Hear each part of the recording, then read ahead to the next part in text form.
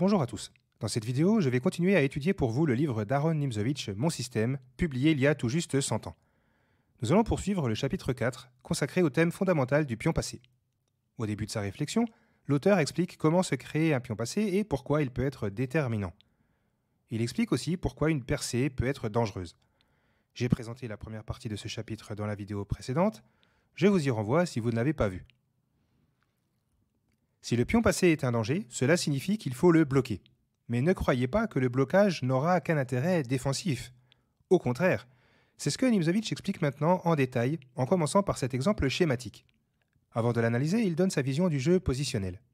Là où le débutant ne tirera du plaisir qu'en donnant un échec et mat ou en prenant la dame de l'adversaire, le maître, lui, sera royalement heureux quand il apercevra une petite faiblesse à exploiter. Même dans une situation critique, il pourra ainsi garder l'indispensable optimisme qui permet d'entreprendre. Par exemple, dans cette situation, les Blancs seront préoccupés par l'existence du pion passé des Noirs, mais seront rassurés par le fait que leur cavalier le bloque. En se cachant derrière le pion E4, pour ainsi dire, le cavalier est parfaitement en sécurité. On s'aperçoit soudain que pour le camp qui a le pion passé, la case qui est derrière lui est une case faible. Nimzowitsch explique brièvement qu'une case faible ne se situe pas forcément derrière un pion passé. Pour le prouver, il donne cet exemple cité par Lasker.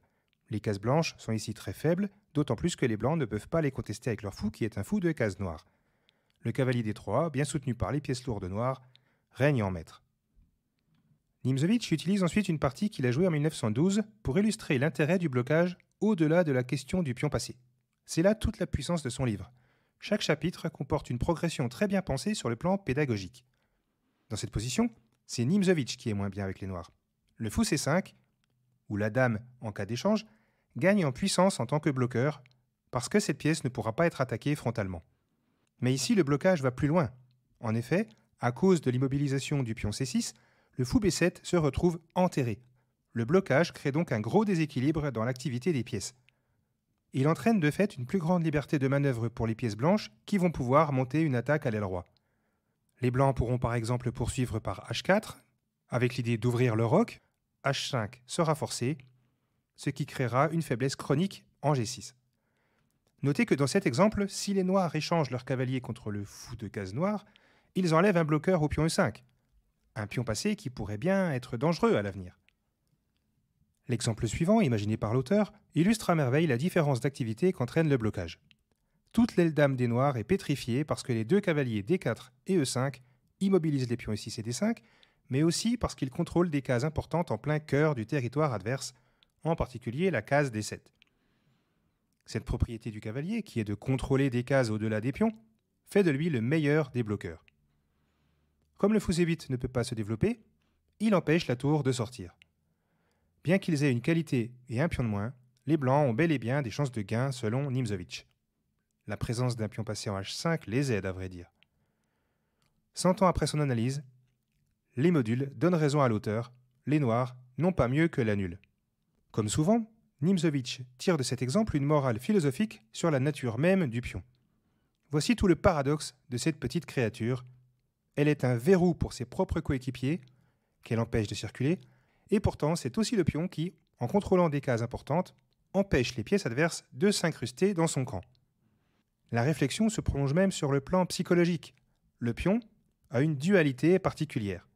D'un côté, il a envie de se sacrifier pour permettre l'activation des autres pièces, ouvrir une colonne pour une tour, dégager une case pour un cavalier, cela renvoie à la vidéo précédente où il était question de percer, et de l'autre, il doit rester en vie dans la perspective d'une finale, mais aussi en tant que défenseur. Quand il est immobilisé, bloqué, le pion déprime et transmet sa déprime à toutes ses troupes. Moralité de cette partie essentielle du travail d'Aaron Nimzowitsch, paralyser un pion, c'est souvent paralyser les pièces qui sont derrière. Dans la suite du chapitre, il est question de manière plus précise de cette puissance du bloqueur. Cette position, tirée de la partie citée précédemment où Nimzowitsch a réussi à retourner la tendance avec les noirs, illustre sa première propriété. À l'abri, caché derrière le pion adverse, le bloqueur exerce des menaces en direction du camp adverse. Ici, le cavalier E6 accompagne la forte poussée G5 qui aboutit à une attaque décisive sur le roi blanc. F prend G5 perd à cause de F4, avec fourchette. Les blancs ont donc décidé de supprimer le bloqueur en jouant fou C4, mais il est trop tard, puisque Nimzowitsch a répondu G prend F4. Après fou prend E6, il n'a pas repris le fou, il a sacrifié son fou en G2, parce que la prise est impossible. Sur tour prend G2, la dame ne reprendrait pas le fou E6, mais viendrait clouer la tour G2, ce qui mènerait à un mat rapide après tour DG1, tour prend G2, tour prend G2 et dame prend G2 mat. Et si le roi prend, la dame, là aussi, va venir sur la grande diagonale et elle va le faire sur échec. Si le roi vient en F2, évidemment, on va gagner d'abord la tour sur échec, puis le fou. Encore une fois sur échec. On aura donc le temps d'encaisser le fou à la fin et on restera avec une tour de plus. Et si après dame C6 échec, le roi vient en F1, ce n'est guère mieux. Les noirs prendront la tour et viendront avec la dame en F3 pour créer un réseau de maths. Sur fou prend G2 échec, les blancs ont donc répondu roi G1, le seul coup, et les noirs ont récupéré le fou. Après fou prend F4, le fou des noirs s'est replié, et la grosse menace, c'est dame D5. C'est ce qui a fini par se passer après B prend C5, dame D5, qui menace dame H1, échec, C6, fou prend C6, roi F2, tour prend G3, fou prend G3, dame G2 échec. La dame s'est infiltrée. Après roi E1, il y a eu fou F3 et les blancs n'ont pas tardé à abandonner. Notez à quel point le rôle du fou de case blanche des noirs a été important pour conclure l'attaque. Cela nous apprend quelque chose d'essentiel sur le blocage et pour le comprendre, on va revenir au moment où ce fou était emmuré vivant derrière ses pions. Dans cette position, il est difficile d'imaginer que le fou B7 va avoir un rôle à jouer en attaque. Comment a-t-il pu ressusciter et devenir aussi fort? Eh bien en réalité, ce sont les blancs qui l'ont permis. Un peu plus tard dans la partie, ils ont en effet replié leur fou en E3 et joué B4 en se contentant de contrôler la case C5 pour empêcher la poussée. Mais Nimzowitsch a quand même joué cette poussée, quitte à sacrifier un pion pour activer ses pièces. Et vous connaissez la suite. Moralité de cet exemple, quand on effectue un blocage, il ne faut pas enlever le bloqueur avant de s'assurer qu'il n'y aura pas de percée. La deuxième propriété du bloqueur est ce que Nimzowitsch appelle son élasticité. Elle peut se traduire de différentes manières. Soit le bloqueur s'en va et revient rapidement à son poste, soit il laisse le pion avancer pour le bloquer un petit peu plus loin, comme dans cette position. Ici, les noirs ont le temps de cueillir le pion B4 et de revenir bloquer le pion H sur une autre case. Tour prend B4, H4, tour B2, H3, tour H2, et le roi blanc va pouvoir venir en renfort pour anéantir le pion qui vient d'être immobilisé de justesse. Le dernier cas de figure qui illustre l'élasticité du bloqueur, c'est quand il peut laisser sa place à une autre pièce quand il a mieux à faire.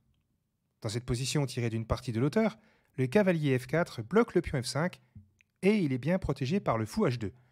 Cependant, comme cette pièce ne fait pas grand-chose finalement, Nimzowitsch a décidé de lui décerner le rôle de bloqueur, comme ça le cavalier peut aller vers d'autres horizons. Voilà comment la partie a continué. Je ne l'analyse pas, je montre simplement les manœuvres qui ont suivi, comme le fait l'auteur dans son livre. Ici, les blancs ont joué H prend G4, les noirs ont répondu fou A6, coup intermédiaire, dame D5, dame prend D5, cavalier prend D5, fou C4, nouveau coup intermédiaire, et ici, Nimzowitsch, au lieu de revenir en F4 avec son cavalier, l'a placé en F6. Après H prend G4, il a pu bloquer le pion F, cette fois avec le fou.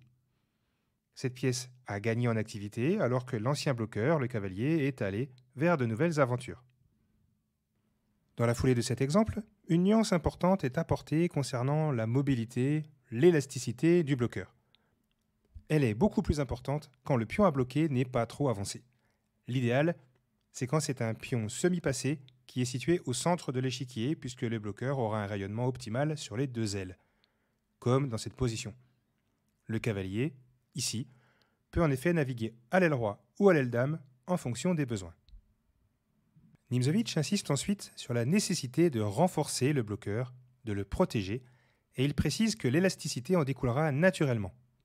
Il imagine cette position en expliquant que la tour ne bloque pas assez efficacement le pion C5, car elle ne peut pas être défendue correctement par le fou. Celui-ci ne peut en effet pas rester sur la diagonale sans être victime d'une attaque double. S'il vient en F3, alors Dame F4 échec gagne la pièce immédiatement. S'il vient en G2, ce n'est guère mieux, il y a Dame G7 échec.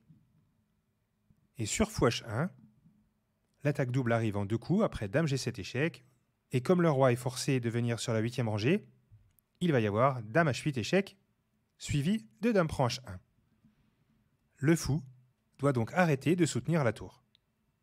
Après Fou G6, l'auteur donne Roi B5 comme gagnant en expliquant que si le fou revient soutenir la tour en E8, il y a Dame E5 échec, suivi de Dame prend E8 échec, qui rentre dans une finale de pion gagnante, étant donné qu'après Roi prend E8, Roi prend C6, le pion passé ne peut plus être arrêté. Je vous montre rapidement pourquoi. Sur Roi D8, il suffit de jouer Roi B7, et le roi noir n'est plus en mesure de bloquer le pion passé qui est accompagné par son roi. Sur Roi B5, cependant, les noirs ont un moyen de se défendre, et Nimzowitsch ne l'envisage pas. Cette défense, c'est tour E6. Et ça tient à la position. Les blancs n'ont plus aucun moyen de progresser. Je ne vais pas développer cette variante qui nous éloigne du sujet du blocage, mais je vais juste préciser que les blancs ont quand même un gain après Fou G6. Il s'obtient par Dame E5 échec, Roi D7, Dame D5 échec, Roi C7, et maintenant seulement Roi B5. Là, ça fonctionne, parce que Fou E8 est le seul coup. Tour F6, en effet, se heurterait à Dame E5 échec, qui gagnerait la tour. Après Fou E8, on rentre dans la variante forcée mentionnée par l'auteur, Dame E5 échec, Roi D7, Dame prend E8 échec, et on rentre dans la finale de pion gagnante qu'on a vue juste avant. Nimzowitsch apporte ensuite une modification à la position en ajoutant un pion noir en G4 et un pion blanc en G3. Dans ce cas de figure, les noirs peuvent continuer à défendre le bloqueur en jouant Fou F3 et les blancs ne pourront plus progresser. Le fou qui défend la tour est en effet indéracinable, donc la tour pourra rester en C6 aussi longtemps qu'il le faudra. Moralité, un bloqueur doit être protégé, sinon il peut être capturé ou du moins chassé, et le pion passé pourra reprendre sa marche en avant. On entrevoit ici une thématique qui sera abordée en profondeur dans le tome 2 du livre de Nimzowitsch, la surprotection des points stratégiques. La case de blocage est un point stratégique, et on doit par conséquent placer le plus de pièces possible à son contact pour que le bloqueur reste en parfaite santé. Ce point chaud doit même, et c'est essentiel, être protégé plus de fois qu'il n'est attaqué, comme ça toutes les pièces participant à cette mission de protection gagneront en élasticité. On entre là dans le jeu positionnel. Pour reprendre le conseil de Nimzowitsch à la fin de ce passage, attachez-vous à analyser en profondeur l'importance du bloqueur dans vos parties et dans les parties de maître que vous regardez. En vous concentrant en détail sur cet élément en apparence isolé, vous développerez votre compréhension globale du jeu d'échecs. Dans le prolongement de l'exemple précédent, le chapitre 4 se poursuit sur les techniques à connaître quand on veut lutter contre un bloqueur. Pour bien comprendre ces techniques, il faut d'abord savoir quels sont les bons et les mauvais bloqueurs dans l'absolu. Les pièces de trop grande valeur, comme la dame et les tours, sont de mauvais bloqueurs, car quand elles sont attaquées par une pièce de moindre valeur, elles doivent partir. Au contraire, les pièces mineures, fou et cavalier, sont d'excellents bloqueurs car s'ils sont attaqués par une pièce plus forte ou de valeur égale, il suffit de les protéger. Le roi est un mauvais bloqueur en milieu de jeu, car un échec suffit à le déloger. Mais en finale, c'est différent. S'il est chassé de sa case de blocage, il pourra en effet très souvent bloquer le pion un peu plus loin, comme dans cet exemple. Après Fou C2 échec, le roi n'a qu'à se replier en G7 et les blancs n'ont plus aucun moyen de le déloger. Le cavalier noir va avoir largement le temps de venir se sacrifier contre le pion et ce sera nul. Si on connaît la différence entre les bons et les mauvais bloqueurs, on comprendra que l'on peut parfois remplacer un bon bloqueur par un autre qui sera beaucoup plus facile à déloger. Changer les bloqueurs, c'est le mot d'ordre de Nimzowitsch dans cet exemple. Le roi blanc ne peut pas venir déloger le fou, qui bloque le pion A7, mais si on parvient à le remplacer par une tour, c'est complètement différent. Et on peut y arriver en jouant la petite combinaison tour B8 échec, et après tour F8, qui est forcé, tour prend A8. En effet, après tour prend A8, maintenant, le roi peut chasser le bloqueur qui a pris la place du fou. Après roi B7, la tour va devoir se sacrifier contre le pion, maintenant ou au coup suivant, et les blancs auront une finale de pion gagnante. Par exemple, après tour F8, A8 dame, tour prend A8, roi prend A8, les noirs n'ont pas le temps de venir capturer le pion E5, et ce sont les blancs qui vont pouvoir venir contourner le roi noir. Après roi G7, roi B7, roi G6, roi C6, roi G5, les blancs se gardent bien de venir en D6 tout de suite. Au lieu de ça, ils viennent en D7, le roi noir doit venir protéger son pion, et maintenant seulement, on vient en D6, on attaque toujours le pion E6, mais on protège en même temps le pion E5, et le roi noir va devoir quitter la protection du pion E. Notre pion E5 va donc devenir un pion passé qui sera inarrêtable. Si le roi noir vient en F5 immédiatement, alors le roi blanc doit évidemment se rendre en D6 et on obtient la même position. Je vais reprendre l'exemple depuis le début pour vous montrer qu'après tour B8 échec, tour F8, il faut faire attention à une fausse piste qui est roi B6. Ce coup ne gagne pas parce que les noirs peuvent répondre tout simplement fou D5. Après roi C7, on maintient le vis-à-vis entre les deux tours en jouant tout simplement roi F7. Et les blancs, s'ils veulent progresser, vont devoir échanger les tours, étant donné qu'un coup comme A8 dame se heurterait tout simplement à fou prend A8. Donc tour prend F8, roi prend F8 est le seul moyen de progresser. Le problème, c'est que les blancs n'ont pas le temps d'accompagner leur pion à promotion parce qu'ils prendraient trop de retard. Après roi B8, en effet, le roi noir va venir chercher le pion E5. A8 dame, fou prend A8, roi prend A8, on voit bien que le roi blanc est beaucoup trop loin.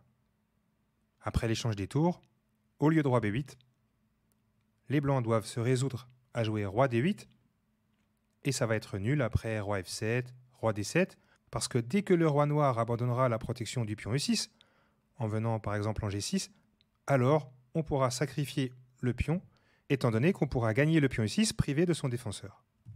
La position est complètement nulle. Nimzowitsch utilise un dernier exemple pour expliquer comment remplacer efficacement un bloqueur qui nous gêne. Dans cette position, les noirs semblent bien, car le blocage du pion F4 a l'air efficace. Le fou empêche d'ailleurs le pion G5 d'avancer aussi. Mais le roi noir est loin, et les blancs peuvent en profiter pour remplacer immédiatement le bon bloqueur par un mauvais. Ils gagnent donc au moyen de tour prend F5, parce qu'après tour prend F5, la tour qui a remplacé le fou va pouvoir être délogée par le roi. Elle doit perdre un temps pour se replier, et les pions blancs vont en profiter pour avancer.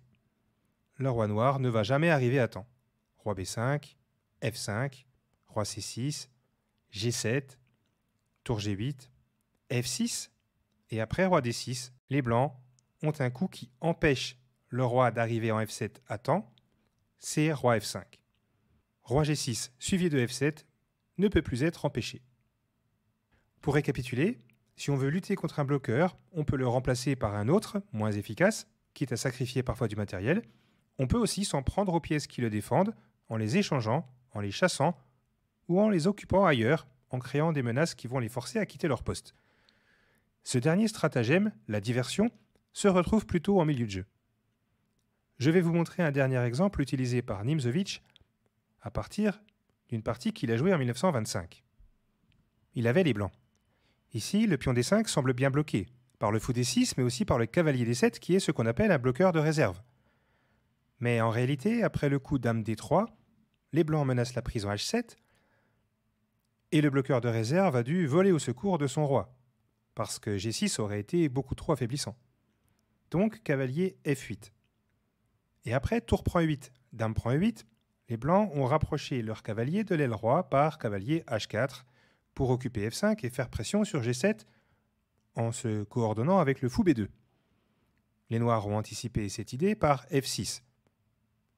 C'est tout à fait correct. Mais après cavalier F5, ils se sont trompés et ont défendu le fou de la pire des manières par tour D8. ils n'ont pas vu la petite combinaison fou prend F6. G prend F6 est très mauvais à cause de cavalier prend D6 et tour prend D6 est impossible à cause de dame G3 échec avec attaque double. Pour éviter de perdre un pion, les noirs ont donc joué ici fou prend H2 échec et après roi prend H2, ils ont récupéré le fou. Grâce à l'échange indirect des fous de case noire, le pion D est maintenant débarrassé de tous ses bloqueurs. Il est libre d'avancer. Combiné à l'affaiblissement du roc des noirs, ce facteur donne un net avantage aux blancs. Voilà, ça sera tout pour aujourd'hui. Dans la prochaine vidéo, je traiterai de la fin du chapitre 4 où Nimzowitsch parle du pion passé en finale et en particulier en finale de pion. À bientôt.